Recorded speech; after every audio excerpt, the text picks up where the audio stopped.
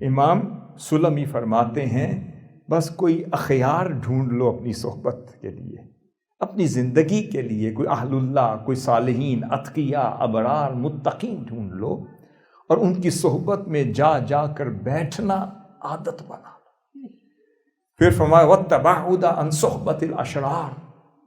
اور at the same time جو شر پسند لوگ ہیں ان کی صحبت سے دور رہنا سیکھو اور اہل اللہ کی صحبت میں رہنا سیکھو۔ جو اشرار ہوں ان سے دور رہو، جو اخیار ہوں ان کی قربت میں آ جایا کر۔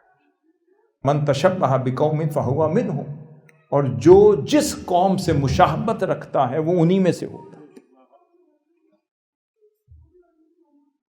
دیکھیں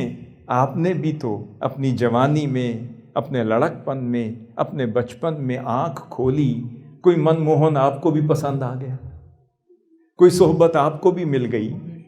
کوئی صلحاء اولیاء اس دور میں ایک ولی اللہ، ایک کامل ہمیں مل گیا، آپ نے نگاہ کھولی، آپ کو اللہ کا ولی وہ نظر آیا، آپ نے ان کے علاوہ کسی اور کو تکا ہی نہیں، اس ولی کو حضور شیخ الاسلام کہتے ہیں۔ آپ نے بھی تو ان کی صحبت میں رہنا سیکھا، ان کو سننا سیکھا، ان کو سمجھنا سیکھا، ان کی قربت میں بیٹھے، ان کی مجالس میں بیٹھے، ان کے منہاج کو سمجھا اور ان کی رفاقت کو سمجھا اور رفیق یار ہو گئے۔